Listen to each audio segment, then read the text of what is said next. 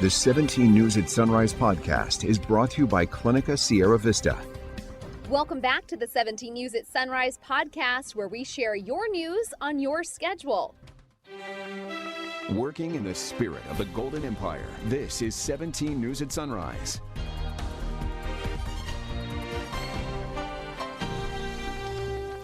Good morning here at 5 a.m. Thanks for waking up with us. I'm Maddie Jansen alongside Alex Fisher. Time now is 5:02 and we have some breaking news just into our newsroom this morning. Russia and the U.S. carried out a dramatic prisoner exchange today, trading a Tehachapi High School graduate jailed in Moscow for a convicted Russian drug trafficker serving a long prison sentence in America. That's according to a senior U.S. official. The surprise deal would have been a notable diplomatic maneuver even in times of peace, but it was all the more extraordinary because it was done as Russia's war with Ukraine has driven relations with the U.S. to their lowest points in decades. As part of the exchange, Russia released Trevor Reed, who is also a Marine veteran, who was arrested in the summer of 2019 after Russian authorities said he assaulted an officer while being driven by police to a police station following a night of heavy drinking. Reed was later sentenced to 9 years in prison, though his family has maintained his innocence, and the U.S. government has described him as being unjustly detained. In education news this morning, and a shift in school start times for many students across Kern County.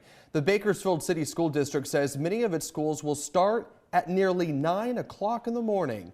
And while it may sound good in theory to give students the option of sleeping, some parents say the new change has turned into a nightmare. 17's Chris Burton joins us live this morning from Bakersfield City School District with more. Good morning, Chris. Well, Alex, good morning. As you know, I've been following this shift for months as schools across the state must decide how to shift to later start times. That's according to legislation passed back in 2019. It would go into effect at the beginning of next school year. That legislation designed to give kids more sleep and improve youth mental health. But parents and teachers are concerned about getting kids to school. I know it's an inconvenience at 8:50. But we are committed to ensuring our 850 schools have structured activities before school. Following the new plan, BCSD will move its schools to 2 tiers. 22 schools will start at 8 a.m. and 21 will start at 8:50 a.m. The district also aims to shave more than 50 bus routes from its schedule, which could require shuffling of students in schools. Superintendent Mark Lukey said in the meeting, the district will look to provide extracurricular opportunities before school starts, especially at schools starting at 8:50. Now, BCSD families can check their schools' updated start times on their website, bcsd.com. Live in Bakersfield, Chris Burton, 17 News. Your time now is 5:04. Making news around the state, a San Jose baby is safe after being kidnapped from his grandmother's home Monday afternoon, and it was all caught on camera. Rob Nesbitt with our sister station in San Jose has the latest. San Jose police say the public did not just watch this surveillance video of Brandon Cuellar's kidnapping, but they also reposted it on social media, helping police track down and arrest the man seen walking away with the baby carrier. We followed every lead we had.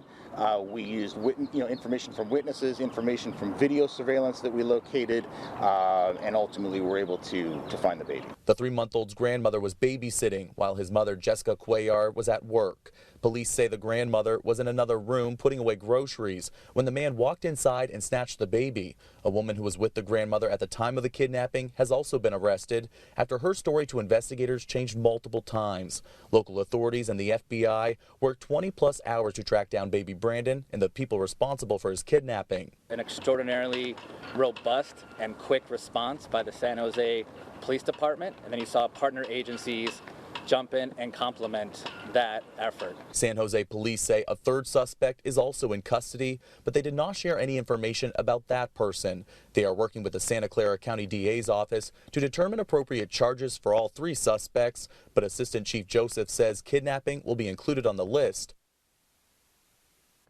That was Rob Nesbitt reporting. Governor Newsom's controversial plan to force some homeless people into court-ordered treatment is making its way through the state legislature.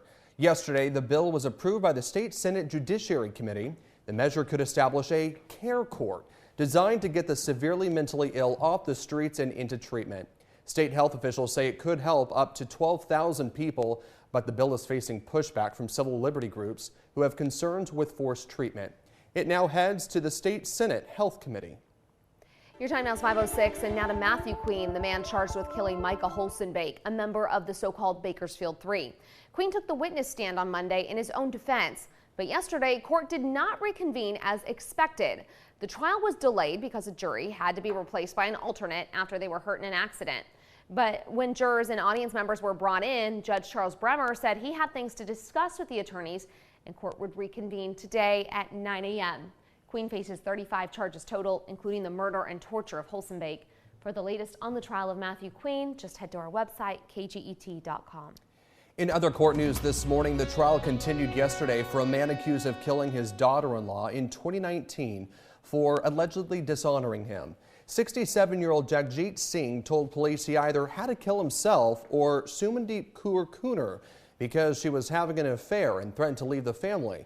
That's according to court filings. In opening statements last week, defense lawyer David Torres asked the jury to return not guilty verdicts for murder and instead find his client guilty of voluntary manslaughter, arguing Kunar provoked Singh, causing him to act in the heat of the moment. Singh has pleaded not guilty to first-degree murder. Bakersfield police conducted a DUI driver's license checkpoint last night in southwest Bakersfield that resulted in no drivers being arrested driving under the influence of alcohol. BPD says the checkpoint took place on Old River Road near CSUB between 6 p.m. yesterday and 1 this morning.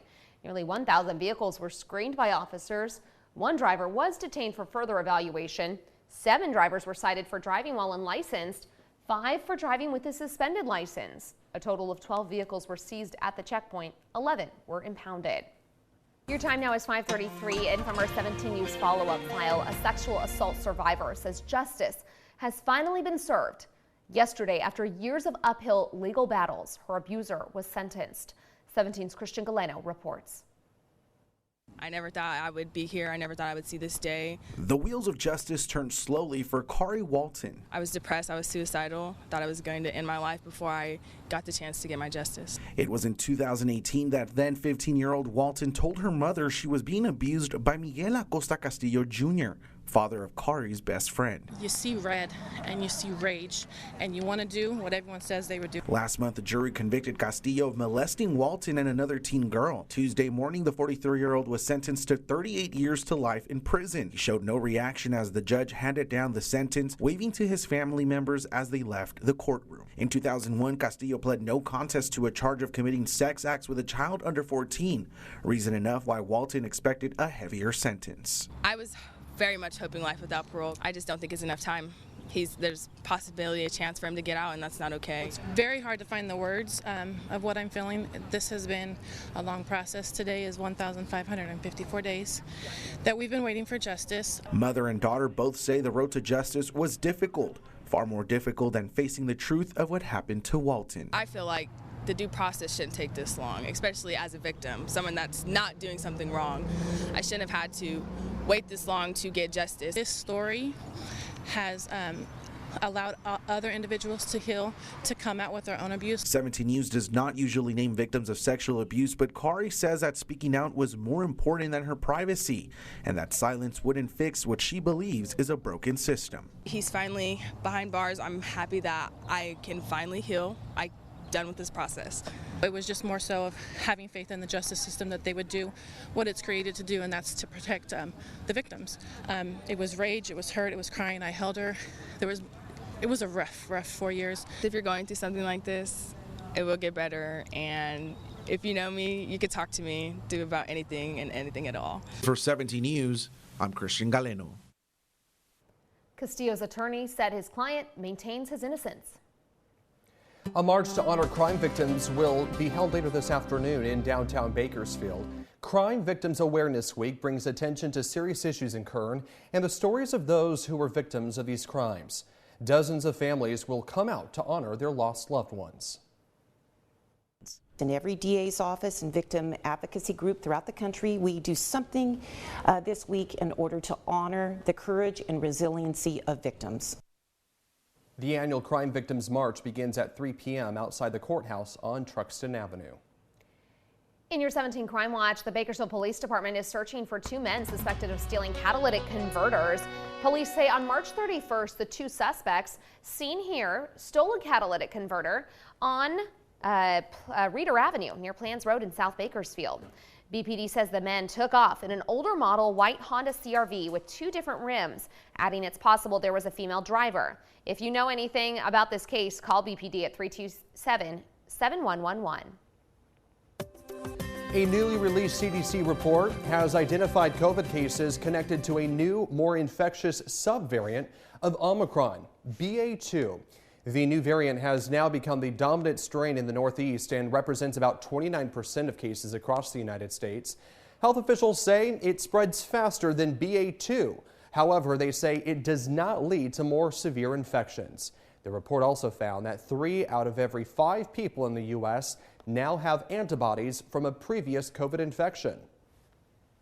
And 75% of children and teenagers in the U.S. had already developed antibodies against COVID-19 by the end of February. That's according to the CDC. They examined blood samples from all age groups, which led to the discovery. They found antibodies that only develop after a person suffers from a COVID infection in more than half of the U.S. population. That number rose higher than 75% in samples taken from kids ages 17 and under. The CDC says the rise in infections was caused mainly by the Omicron variant surge. Pfizer has sent an emergency use authorization request to the FDA for a COVID-19 booster shot for children. The booster is for ages 5 through 11. The company says the 3rd dose increases the amount of antibodies by 36% in this age group. Pfizer also says it expects to submit more studies for children younger than 5 in the following weeks. And now to the latest COVID-19 case numbers in Kern County. And those numbers are released every Tuesday and Friday by Kern County Public Health. Yesterday, they reported 139 new positive cases and 4 new deaths attributed to the virus. State data shows 18 people hospitalized locally with the virus and 4 patients listed in intensive care units. Making news around town this morning, the Board of Supervisors yesterday approved a resolution proclaiming April 2022 as Great American Cleanup Month in Kern County. The Great American Cleanup is one of the largest community service events in the nation. On Saturday, hundreds of volunteers will spend the day cleaning, picking up trash, and planting trees around town before enjoying food and festivities at Yokuts Park. Since over 20 years ago, we have done tons of litter pickups, graffiti removal, beautification projects. It's been really fun to see thousands of volunteers here in the city of Bakersfield take ownership in this city and have the community pride that we have. So it's been great. There's also a big Kern River cleanup at San Miguel Grove off Manor Street. To register or learn more, just head to keepbakersfieldbeautiful.us. Education news this morning, we're learning the names of the Kern County students who won big at the California Science and Engineering Fair, which was held virtually earlier this month.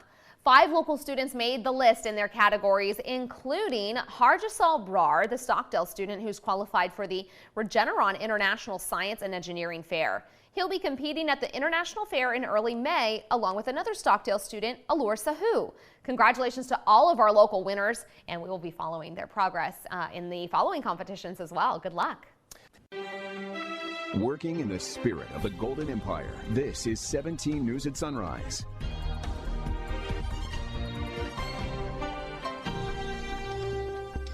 The 17 News at Sunrise podcast is a production of KGET and Nexstar Media Group. For more on all of the headlines in today's show, head to kget.com.